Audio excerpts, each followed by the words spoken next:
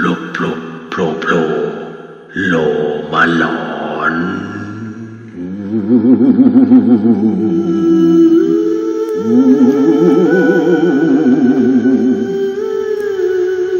คุณฟังครับสำหรับเรื่องราวต่อไปนี้ต้องบอกก่อนเลยว่าน้องๆครับสิ่งที่น้องๆจะฟังเนี่ยอย่าเชื่อนะครับแล้วข้อสำคัญเนี่ยฟังหูไว้หูเรื่องราวต่อไปนี้ผมต้องบอกก่อนเลยว่าหลายคนก็คงจะประสบปัญหาไม่ใช่ประสบปัญหาเคยพบเคยเจอเหมือนกันแต่ว่าอาจจะไม่แน่ใจในค่ำคืนผมเคยเล่าให้ฟังของเรื่องของแท็กซี่คันหนึ่งที่มักจะเปิดเพลงของ Royal Spice 1เพลงเท่านั้นนะฮะแต่ผมไม่บอกเลยว่าชื่อเพลงอะไรอันนี้มันไม่ใช่เพลงของ Royal Spice แล้วครับแต่มันเป็นเพลงคือเพลงผมจำไม่ได้ชื่อเพลงอะไรนะฮะเพียงแต่ว่าเพลงนี้พอเปิดปุ๊บเนี่ยบรรยากาศในค่ำคืนตรงนั้นมันชวนให้เสียวๆพิกลแล้วจิตที่มันทอดออกไปมองเวลาฝนตกแล้วต้องกับแสงไฟนีออนมันดูค่อนข้างจะน่ากลัวครับเหมือนกันครับเป็นเรื่องราวของผู้หญิงคนหนึ่งผมต้องบอกกันเลยว่าเธอคนนี้ชื่อพิกุลครับทำไมถึงชื่อพิกุลก็เพราะว่าเรื่องราวต่อไปนี้คือพิกุลเนี่ยเป็นผู้หญิงที่เป็นนักศึกษาแหละครับแต่เธอเสียชีวิตก่อนวัยอันควรครับด้วยการที่เธอเป็นคนซื่อคนน่ารัก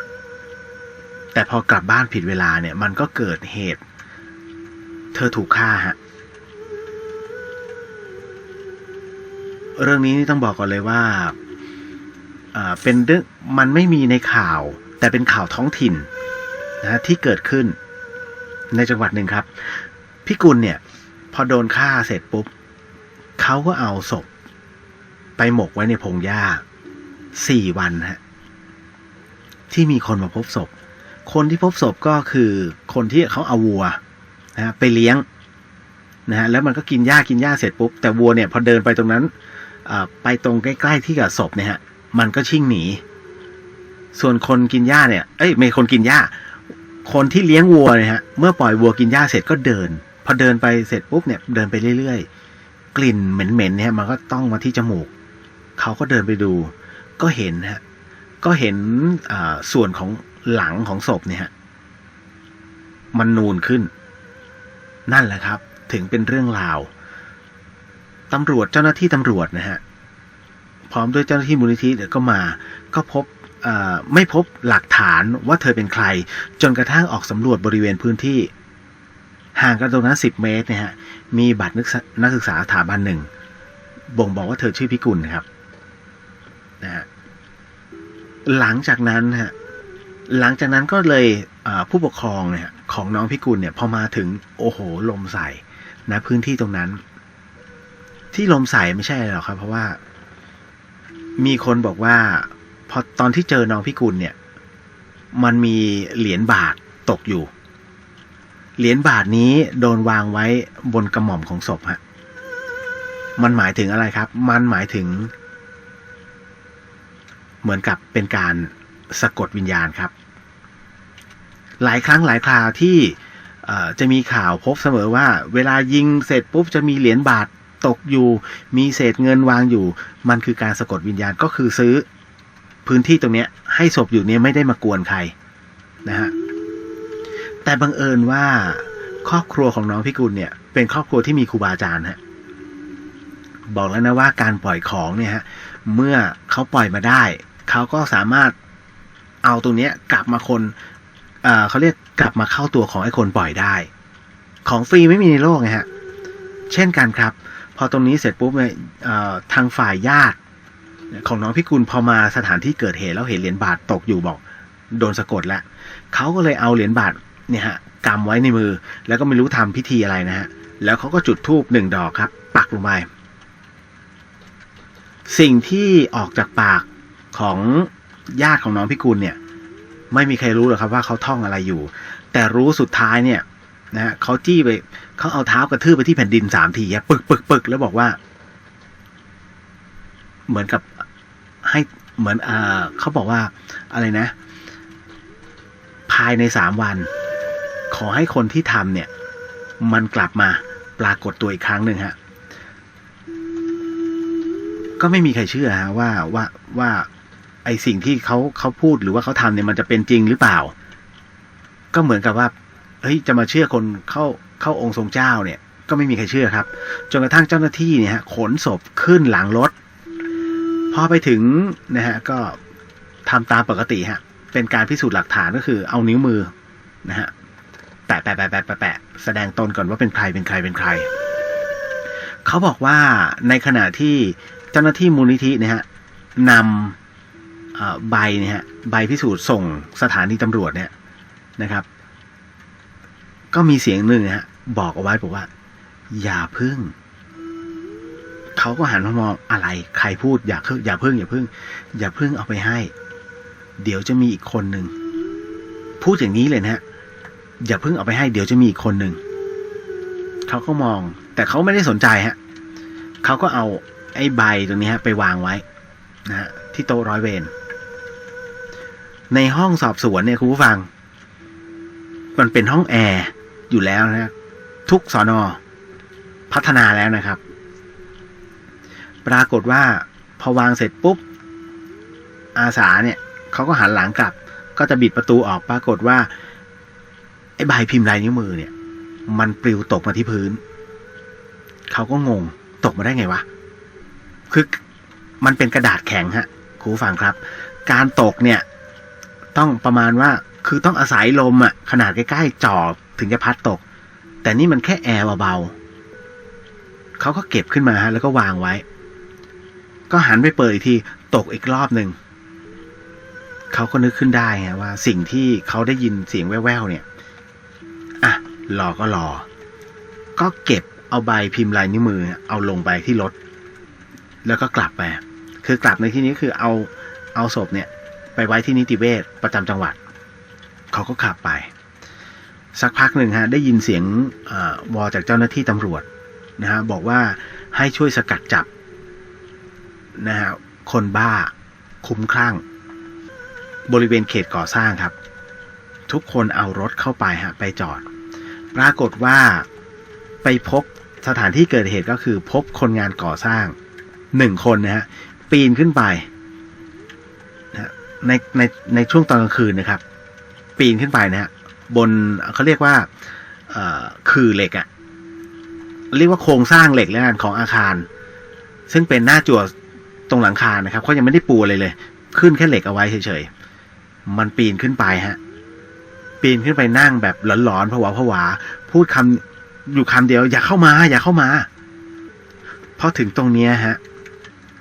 ตำรวจก็สันนิษฐานว่าคนร้ายเนี่ยน่าจะเสพยาบ้าเขาก็เลยปิดล้อมตำรวจก็ใช้กระบอกไฟฉายเนี่ยส่องใบที่เนื้อตัวก็ไม่มีอาวุธนะฮะ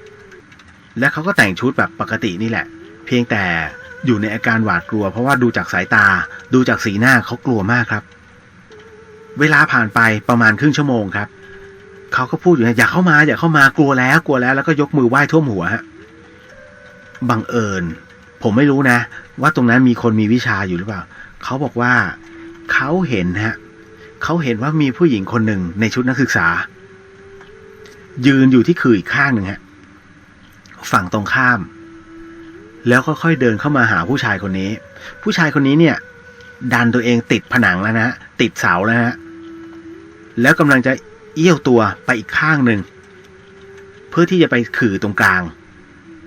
เขาค่อยๆเริ่มเหมือนกับคลืบคลานออกไปแต่ปรากฏว่าสิ่งที่ตำรวจบอกว่าเฮ้ยระวังเขาสั่งให้อาสาเนี่ยฮะปูพื้นอัดด้วยไอ้ถุงลมยางอะครับในขณะที่อัดอยู่ปรากฏว่าร่างของผู้ชายคนนี้ล่วงลงมาข้างล่างครับดังปุ๊บไม่ตายนะฮะไม่ตายแต่สายตาของเขาเนี่ยกลับค่อยๆมองเหลือบขึ้นไปนะที่ขื่อเหมือนกันอาการยังหวาดกลัวอยู่อาสาสมัครกำลังจะเข้าไปปรากฏว่าเหมือนมีใครโยนเศษไม้เข้ามาหาอาสาทุกคนก็ผงะออก พอผงะออกเนี่ยสักพักหนึ่งก็เห็นว่าผู้ชายคนนี้ครับเหมือนกับโดนดึงเหมือนกับโดนกระชากจากด้านหลังนะฮะแล้วก็ไปติดที่ต้นไม้ทุกคนเห็นหมดนะครับแต่ระยะของต้นไม้กับสิ่งที่เขาตกเนี่ยอยู่แค่5 เมตรมันก็ดูเหมือนใกล้ๆเหมือนกับแค่เขาโผล่ไว้หาเองแต่จริงๆเนี่ยหลายคนก็บอกมันเหมือนโดนกระชากเว้ยเพราะเสื้อมันตึงๆพอกระชากเสร็จปุ๊บเท่านั้นแหละครับร่างผู้ชายคนนี้หมดลมหายใจฮะทุกคนเข้าไปประคองเข้าไปช่วยชีวิตปรากฏว่าหมดลมหายใจไปแล้วนะครับสิ่งหนึ่งที่มันปรากฏขึ้นฮะคุณผู้ฟังแล้วไม่น่าเชื่อก็คือมันมีเหรียญบาทอยู่บนหัวมันคืออะไรฮะหลายคนสงสัยเหมือนกันหลังจากที่ตำรวจเนี่ยฮะพร้อมด้วยอาสาเอาร่างของผู้ชายคนนี้ฮะไปพิสูจน์ชื่อที่มาที่ไปนะครับแล้วก็ร่องรอยต่างๆที่เกิดขึ้นกับตัวเนี่ยฮะปรากฏว่ามันไปตรงกับเศษเนื้อเยื่อที่เล็บของพิกุลฮะเขาถึงได้รู้ว่านี่คือคนร้ายที่ฆ่าข่มขืนเจ้าของคดี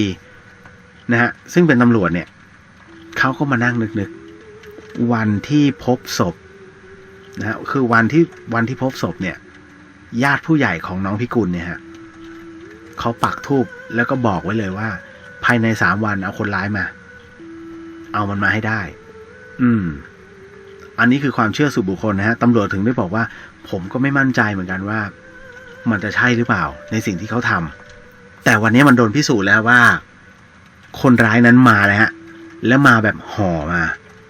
ประกอบกับเจ้าหน้าที่อาสาถึงได้บอกว่าอย่าเพิ่งเอาไปให้เดี๋ยวมีอีก1 คนนี่แหละฮะคือคนคนนี้หลังจากนั้นเป็นต้นมาหลังจากถ้าอาคารนี้มันโดนสร้างเสร็จคุณผู้ฟังครับหลังจากที่อาคารนี้มันโดนสร้างเสร็จอาคารนี้หมายถึงว่าอาคารที่ไอ้เจ้าคนร้ายคนนี้มันตกลงมาแล้วสร้างเสร็จคุณผู้ฟังเชื่อไหมครับว่าพนักงานหลายคนเนี่ยเห็นว่าคนที่กลับดึกๆเนี่ยจะได้ยินเสียงแบบดังตึกตึกอยู่ตรงต้นไม้ฮะปัจจุบันนี้ผมไม่รู้ว่ายังได้ยินอยู่หรือเปล่าเขาสันนิษฐานว่าไม่มีใครไปคลายฮะไปคลายตรงที่เขาโดนสะกดเอาไว้เมื่อกี้ผมเล่าไว้ว่าคือตอนที่อสเขาเอาร่างออกมามันมีเหรียญบาทอยู่บนหัวไงฮะแล้วใครเป็นคนสะกดวิญญาณของเขาน่าคิดครับเพราะไม่มีใครอยู่นะตรงนั้นมีแค่ร่างหนึ่งที่โผล่ไปชนกับต้นไม้แล้วมีเหรียญบาทอยู่บนหัวนะฮะ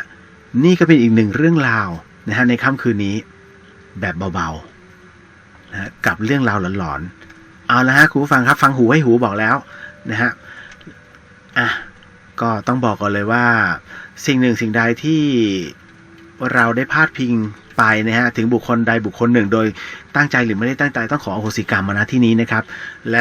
คือทีมงานเราไม่ได้มีเหตุนะฮะที่จะทำให้ขุ่นข้องหมองใจตรงนั้นโผล่โลมาหลอน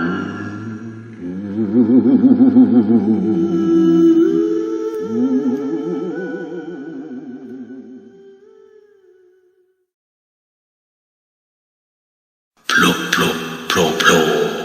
โลมาหลอน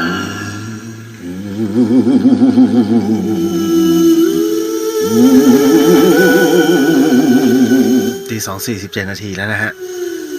คุณผู้ฟังครับสิ่งที่พี่เลียวจะเล่าต่อไปเนี่ยฮะให้ฟังหูไว้หูนะครับอย่าเชื่อนะใช้วิจารณญาณทุกครั้งนะครับในการรับฟังนะฮะในเรื่องราวหลอนๆเรื่องที่พี่เลียวจะเล่าให้ฟังเนี่ยฮะมันเป็นเรื่องราวที่เกิดขึ้นก็ถ้าย้อนกลับไปก็ไม่น่าจะเกิน20 ปีนะฮะเพราะว่าปัจจุบันเนี้ยโรงศพเขาจะใช้เป็นประเภทโรงเย็นนะครับโรงปกติแล้วไม่ค่อยจะมียกเว้นวัดที่เขาจะแน่นไปด้วยศาลาต่างๆเนี่ยนะฮะน้อยนักที่จะมีโรงเย็นนะครับเรื่องที่จะเล่าเนี่ยมันเป็นเรื่องของคนหนึ่งฮะบุคคลคนนี้เป็นคนที่ชอบเล่นของมากหลังจากที่เขาเสียชีวิตนะฮะไม่ทราบสาเหตุ นะคนนี้เขาชื่อมานพฮะมานพเนี่ยเสียชีวิตแบบไม่ทราบสาเหตุแล้วรอยสักเนี่ยมีทั้งตัวนะครับไม่รู้สักอะไรไปบ้างหลังจากนั้นนะฮะก็เอาศพเนี่ยตั้งบำเพ็ญกุศลนะคือ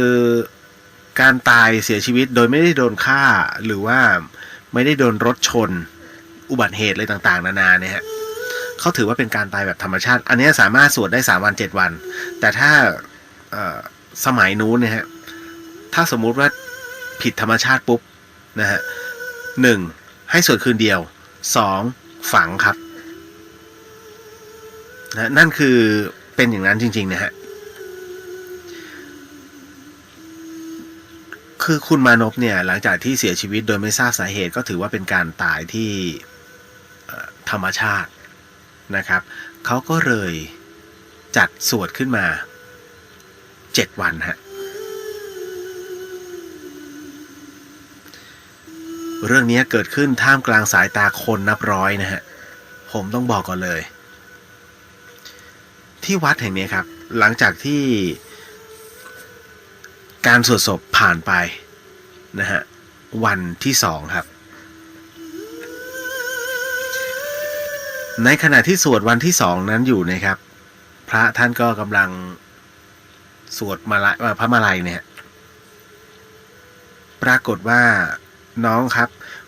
หลายคนอาจจะไม่เคยไปงานศพแต่หลายคนที่เคยไปงานศพส่วนใหญ่ผมมองว่าน่าจะเคยไปคุณจะเห็นว่าที่ล้อมรอบศพเนี่ยฮะเขาจะมีกล่องเป็นฝาฮะต่างๆเป็นลายเทพพนมฮะนะฮะนั่นก็คือสิ่งที่เขาประดับอยู่ในขณะที่พระท่านสวดจบที่2เนี่ยปรากฏว่าไอ้กรอบเทพพนมที่มันมีตะขอเกี่ยว4 ด้านเนี่ยนะอยู่ๆมันแบะออกมาครับแล้วสักพักหนึ่งได้ยินเสียงเพรี้ยพระอึ้งครับ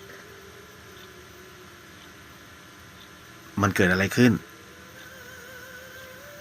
โลงแตกครับ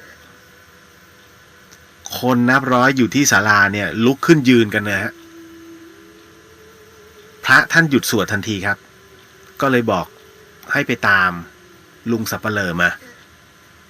มาจัดการหน่อย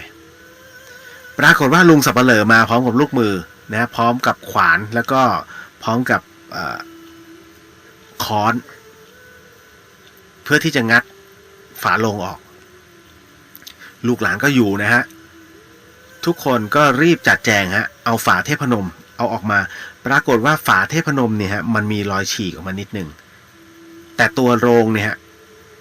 ตัวโลงเนี่ยมันปิข้าง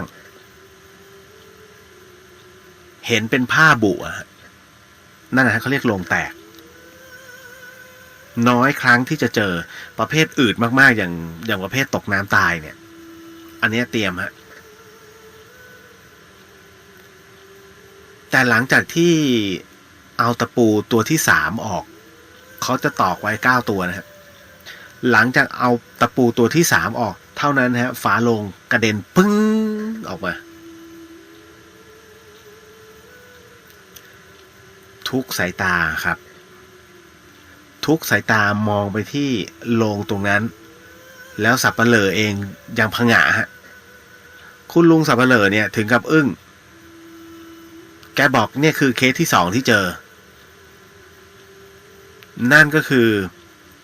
อยู่ๆศพเนี่ยมันดีดขึ้นมาครับตึกท่ามกลางทุกคนผมต้องบอกก่อนว่าย้อนกลับไป20 ปีนะครับตอนนั้นเนี่ยเรื่องการฉีดฟอร์มาลีนเนี่ยมันก็แล้วแต่ญาติแต่ศพนี้ไม่ได้ฉีดฟอร์มาลีนฮะเพราะสิ่งที่ทุกคนเจอเนี่ยก็คือศพไม่ใช่ศพแล้วฮะเขาฟื้นครับ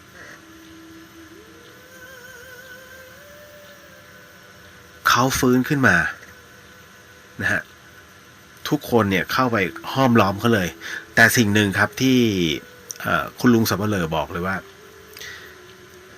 มานพฟื้นขึ้นมาเนี่ยแล้วก็มาพูดว่าช่วยถอนมันออกไปหน่อยพูดมาแป๊บเดียวครับแล้วก็ดื่มน้ำไปแค่2 อึกขาดใจตายครับฟื้นมาแป๊บเดียวนะพอพูดคำว่าถอนมันออกไปหน่อยเนี่ยฮะแล้วก็ไม่พูดอะไรก็กินน้ำแล้วก็เสียชีวิตอันนี้เสียจริงเลยฮะไม่ฟื้นอีกแล้วแต่ศพเนี่ยปริไม่ใช่โลงเนี่ยปริออกมาแล้วฮะต้องเปลี่ยนโลงตอนแรกนึกว่าศพอืดไม่ใช่ฮะตัวก็ใหญ่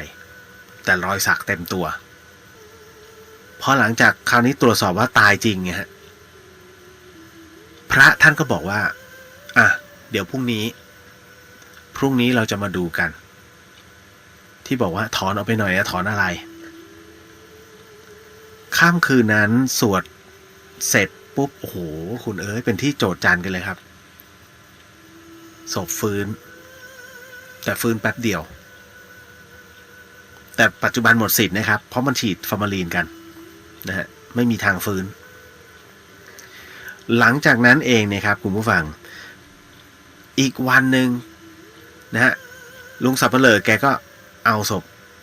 ของเนี่ยตามานพเนี่ยมาวางไว้ข้างล่างหลวงพ่อก็มาครับหลวงพ่อก็ราดน้ำมนต์ก่อนเลยพอเสร็จปุ๊บเขาก็ใช้ม่านไม่รู้ว่าน้องเคยเห็นแบบก็ถ้าเป็นเรียกว่าเป็นอะไรบานเฟียมแล้วกันนะฮะที่มันพับนะเขาเรียกว่าม่านนะฮะเอาม่านมาต่อกันเพื่อที่จะอะไรเพื่อที่จะสำรวจศพฮะคำว่าถอนมันออกไปทีนี่ฮะมันคือปริศนาแสดงว่าโดนอะไรสักอย่างหรือว่ามีใครตอกอะไรไว้ใช้คำว่าถอนก็เลยดูฮะหรือว่าโดนสะกดหลวงพ่อก็เลยเอาน้ำมนต์เนี่ยฮะลาดลงไปก่อนเพราะว่าคำว่าตรงนี้ฮะมันแปลได้หลายความหมายถ้าโดนคาถาอะไรไว้เนี่ยหลวงพ่อก็คลายให้เพราะว่าน้ำมนต์หลังจากนั้นก็ถอดเสื้อผ้าแล้วสำรวจศพเลยฮะโดนอะไรไหมโดนของอะไรไหมไม่มีนะฮะหลังจากนั้นวันที่7เนี่ยฮะคุณผู้ฟังก็เอาศพของมานพเนี่ยไปเผาจริงๆแล้วการเผาศพเนี่ย3 ชั่วโมงเนี่ยคนตัวใหญ่อย่างน้อย3 ชั่วโมงครึ่งอะเต็มที่มอดแต่เผามานพเนี่ยฮะ3 ชั่วโมงไปแล้วไหม้แค่ครึ่งเดียวฮะเอาไงไหม้แค่แร่งอะสะพายแร่งอะคือไหม้ตั้งแต่ท่อนไหล่นะฮะไหล่ขวานะฮะแล้วก็จนถึงครึ่งหนึ่งของหน้าอกแล้วก็ไปถึงเอวที่เหลือไหม้หมดก็ยังเหลือมือแขนซ้ายนะฮะคอแล้วก็ศีรษะที่ไม่ไหม้แต่ผมมาไปหมดแล้วลุงสับเปลือก็เลยตัดสินใจลากออกมาฮะพอลากออกมาเท่านั้นถึงกับพังงะลุงก็บอกเฮ้ยไปตามหลวงพ่อมาหลวงพ่อก็เลยจำมาเลยฮะจากกุฏิบอกกูว่าแล้วยังไม่เห็นแล้วหลวงพ่อยังไม่เห็นอะไรฮะท่านก็เดินภูมิพำกูว่าแล้วพอมาถึงศพเนี่ยฮะตอนนี้การคนไปเรียบร้อยนะฮะก็จะเหลือญาติอยู่2-3 คนก็มาดูครับปรากฏว่าที่เนื้อในตัวแล้วก็กระดูกนะฮะในส่วนของตรงหน้าอกอะมันมีตะปูอยู่ร่วม10 ตัวฮะแล้วมันต่อเข้าไปในกระดูกอะคุณหลวงพ่อบอกเฮ้ยต้องดึงออกถ้าไม่ดึงเนี่ยยังไงก็ไม่ไหม้เหมือนกับนักร้องหญิงคนหนึ่งฮะหลังจากที่เผาศพไปแล้วเนี่ยยังมีส่วนหนึ่งของเธอไม่ไหม้นะฮะแล้วถึงได้บอกว่าเธอโดนทำของเป็นนักร้องลูกทุ่งหญิงคนหนึ่งฮะที่เสียชีวิตไปแล้วนะครับไม่บอกชื่อแล้วกันนะฮะเดี๋ยวจะไปกระทบเขาตรงนี้นี่เองฮะพี่เดียวถึงได้บอกว่าหลวงพ่อเลยบอกว่าถอนยังไงก็ต้องถอนพอถอนออกเนี่ยฮะ เดี๋ยวจะเล่าให้ฟังนะว่ามันเป็นยังไงพอถอนเสร็จปุ๊บเนี่ยฮะตอนแรกนึกว่ามี10 ตัวแต่หลังจากที่คุณลุงสับเปลือเลาะเนื้อบางส่วนออกเฮ้ยมันมีทุกอนูอ่ะโอ้โหถอนออกมาเนี่ยเขาบอกร่วม70-80 ตัวเฮ้ยตะปูเข้าไปอยู่ตรงนั้นได้ยังไงอันนี้ไม่มีใครรู้เหตุผลนะฮะที่พี่เลียวกล้าพูดนี้เพราะว่าอาจารย์ภาสกรเนี่ยฮะพระอาจารย์เสน่ห์ก็ด้วยมั้งตอนนั้นมีโยมทักท่านโดนของท่านก็โดนนะฮะให้ไปที่กบินไปเอาออกให้โยมเอาออกให้พระอาจารย์ภาสกรเป็น100อ่ะท่านยังเก็บไว้ในโหลเลยฮะนะว่างๆใครมาธรรมสถานมาคุยกับท่านมาขอท่านดูก็ได้ฮะท่านจะเก็บไว้คือท่านโดนก่อนที่จะบวชเป็นพระกับคือโดนหลายตอนอะหลังจากบวชเป็นพระแล้วก็โดนไอ้ประเภทบวชเป็นพระแล้วเนี่ยแล้วมาทำใส่ท่านเนี่ยโอ้โหไอ้คนทำเนี่ยฮะคือมันได้แค่ชาตินี้ไงชาติต่อไปก็เตรียมฮะนะฮะผมถึงได้บอกว่าเฮ้ยถ้าบอกว่าโดนตะปูขนาดนี้แล้วผมเคยเห็นของพระอาจารย์ภัสกรอ่ะที่โดนคงเลยใช่เชื่อโอ้ยดึงออกมา70 กว่าตัวแต่พระอาจารย์ภัสกรเป็น100เลยนะครับพอดึงออกมาต้องแล่เนื้อด้วยพอเสร็จปุ๊บถึงได้จับยัดเข้าไปใหม่มือแกก็เคลอะเลยฮะคราวนี้เผาครึ่งชั่วโมงไหม้หมดเลยมันเป็นเรื่องที่แปลกแล้วเขาก็ถ่ายรูปไอ้ตอนที่ถ่ายรูปเนี่ยฮะควันมันเป็นรูปมันเหมือนเป็นรูปแบบอะไรล่ะTwitterอะที่มันหมุนเนอะแล้วมันขึ้นมาตรงตัวฮะเป็นควันสีขาวนั่นนะฮะนั่นคือสิ่งที่แบบมันเหนือคำบรรยายก็คือ1อยู่ๆก็โผล่ขึ้นมาแล้วก็มาบอกให้ออกทีนั่นแหละครับเรื่องราวของคนโดนของค่ำคืนนี้ไม่รู้ว่าหลอนหรือเปล่า 3:01 นาทีแล้วเอาละครับคุณผู้ฟังครับสิ่งหนึ่งสิ่งใดที่พลาดพิงหรือผิดพลาดพลั้งไปนะครับทำให้คุณข้องหมองใจขออโหสิกรรมมาณที่นี้พบกันใหม่วันพรุ่งนี้อย่าลืมนะฮะก่อนนอนค่ำคืนนี้คุณสมทานศีลก่อนด้วยเพราะว่าเรื่องที่ผมเล่าไปบางแรงทั้งนั้นนะครับอาจจะในความรู้สึกคุณอาจไม่แรงแต่ว่าความเป็นจริงแล้วเนี่ยที่เขาโดนกันเนี่ยมันแรงมากนะผมถึงไม่อยากให้เอาไปนั่งคิดต่อโผล่โลมาหลอ